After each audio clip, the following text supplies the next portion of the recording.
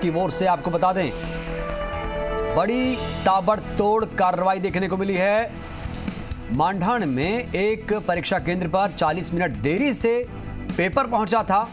Paper देरी से पहुंचने पर सहायक लेखा अधिकारी को निलंबित कर दिया गया। सहायक लेखा अधिकारी दीपक माथुर को निलंबित कर दिया गया।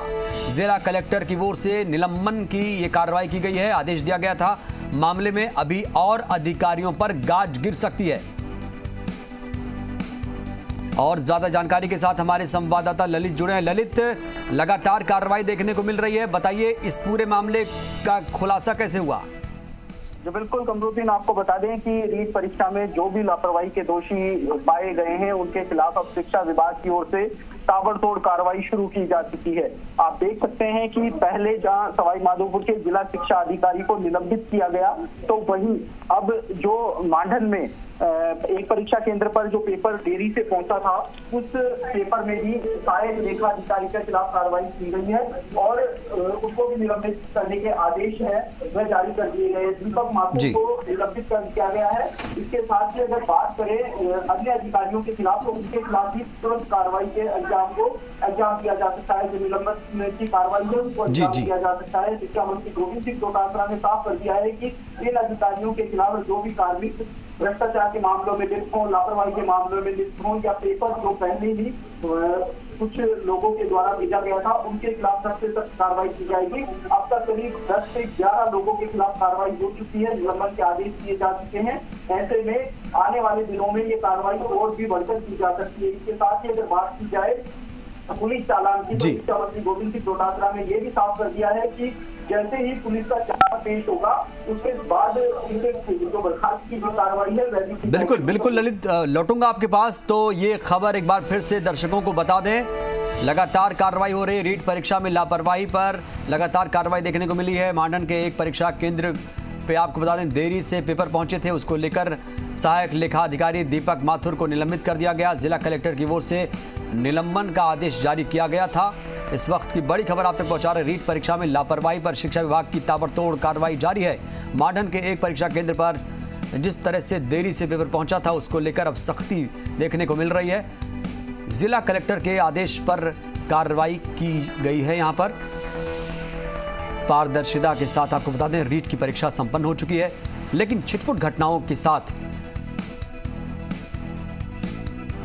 लगातार कार्रवाइयां भी देखने को मिल रही हैं।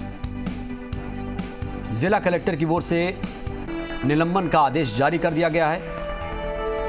रीट परीक्षा में बड़े पैमाने पर लापरवाही की गई थी और इसमें और कई लोगों के खिलाफ कार्रवाइयां देखने को मिल सकती हैं।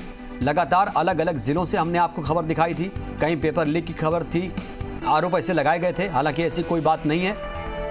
शांतिपूर्ण तरीके से जो रीट की परीक्षा थी संपन्न हो चुकी है, लेकिन कुछ जगहों पर ऐसी खबरें आई थी, इसको लेकर अब कहा जा रहा है जहां पर पेपर देरी से पहुंचा था 40 मिनट। बड़ा सवाल यह है आखिर 40 मिनट की देरी से पेपर क्यों पहुंचा था? हमारे संवाददाता एक बार फिर से ललित जुड़े हैं। ललित, बड़ा सवाल तो यही है कि 40 मिनट देरी से अगर ये पेपर सेंटर पर पहुंचा था तो इसके पीछे का उद्देश्य क्या रहा होगा? जी बिल्कुल कमरुद्दीन, आपको बात बताएं, अलवर के मांढन में जो कमला देवी परीक्षा सेंटर था वहां पर जो पेपर था 40 मिनट की देरी से पहुंचा। जब परीक्षार्थी अंदर प्रवेश लिया उन्होंने, तब उनको पेपर नहीं मिला तो 10:30 बजे के आसपास उन्होंने हंगामा करना शुरू कर दिया। हालांकि शिक्षा विभाग की अगर बात की जाए तो शिक्षा विभाग का ये कहना था कि ट्रैफिक में पेपर फंसने की वजह से लेट पहुंचा था, जिसके बाद जो परीक्षार्थी थे उनसे समझाइश की गई कि वो परीक्षा दे, लेकिन परीक्षार्थियों ने परीक्षा देने से इनकार कर दिया था। इसके बाद अगर बात की जाए मांडन में जो परीक्षा केंद्र पर पेपर 40 मिनट देरी से पहुंचा, इसके साथ ही 11 बजे का समय हो गया था, परीक्षा नहीं दे पाए थे। ऐसे में शिक्षा विभाग ने वहां के जो सहायक लेखा अधिकारी हैं दीपक माथुर, उनके खिलाफ सख्त कार्रवाई का अंजाम दिया है। उनको निलंबित करने के आदेश जिला कलेक्टर की ओर से जारी कर दिए गए हैं। इसके साथ ही आपको बता दें कि सवाई माधोपुर के जो जिला शिक्षा अधिकारी हैं राधेश्याम मीणा, उनकी भी जो भूमिका है वह संदेहास्पद मानी गई थी पेपर को करीब 1 घंटे पहले बाहर निकालने के लिए। ऐसे में उनको भी तुरंत प्रभाव से निलंबित कर दिया गया है। शिक्षा मंत्री गोविंद सिंह डोटासरा ने पहले ही बता दिया था कि जो 12 से 13 लोग हैं जिनके खिलाफ अब जांच की जा रही है उनको तुरंत प्रभाव से निलंबन की कार्रवाई को अंजाम दिया जा रहा है। 2 लोगों को अब तक निलंबित कर दिया गया है और जल्द ही अन्य अधिकारियों और कार्मिकों के निलंबन आदेश भी जारी होने की पूरी संभावना है। इसके साथ ही शिक्षा विभाग इस पर कोई भी ढिलाई बरतता हुआ नजर नहीं आ रहा है। पुलिस चालान जैसे ही पेश होगा, इस चालान में अगर ये सभी कार्मिक और अधिकारी दोषी पाए जाते हैं तो इनके खिलाफ बर्खास्तगी की कार्रवाई को अंजाम भी तुरंत दिया जाएगा। ऐसे में मुख्यमंत्री अशोक गहलोत ने परीक्षा से 2 दिन पहले की यानी कि 24 सितंबर की अगर बात की जाए, शिक्षा विभाग के 2 प्रस्तावों को मंजूरी दी थी, जिसमें यह कहा गया था कि सरकार का कोई भी कार्मिक लापरवाही, नकल या भ्रष्टाचार के मामले में लिप्त पाया जाता है तो तुरंत उसको बर्खास्त किया जाएगा। इसके साथ ही शिक्षण संस्थान का, निजी शिक्षण संस्थानों का कोई कार्मिक यदि इसमें संलिप्त पाया जाता है तो उसका लाइसेंस हमेशा के लिए रद्द किया जाएगा। शिक्षा विभाग की ओर से इन पर अब त्वरित कार्रवाई करने को अंजाम दिया जा रहा है। अभी तक 2 नाम बिल्कुल कहा जा रहा था, बिल्कुल सही कहा ललित आपने, कहा जा रहा था कि सख्त से सख्त कार्रवाई होगी, नजीर पेश की जाएगी। तो क्या सिर्फ निलंबन से काम बन जाएगा? जब नहीं कमरुद्दीन, अभी फिलहाल इनको निलंबित किया गया है, लेकिन अभी पुलिस चालान, जब पुलिस की चालान रिपोर्ट पेश होगी, यानी कि पुलिस लगातार इस मामले में जांच कर रही है, एसओजी भी अपनी जांच में जुटी हुई है। जैसे ही पुलिस और एसओजी की जांच की रिपोर्ट पेश की जाएगी और जो भी अधिकारी और कार्मिक दोषी पाया जाएगा उनको तुरंत प्रभाव से बर्खास्तगी की कार्रवाई को अंजाम दिया जाएगा। यह भी शिक्षा मंत्री गोविंद सिंह डोटासरा ने साफ कर दिया है। ऐसे में अब जो नकल के मामलों में जो कार्रवाई हो रही है वह कहीं ना कहीं भविष्य के लिए एक आदर्श स्थापित होगा, एक मील का पत्थर साबित होगा कि किसी भी परीक्षा में अब भ्रष्टाचार करने वालों के खिलाफ सख्त कार्रवाई होगी।